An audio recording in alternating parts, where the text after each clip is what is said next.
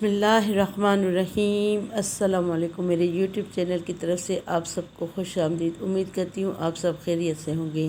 دربار نبی صلی اللہ علیہ وآلہ وسلم میں فرشتوں کی حاضری۔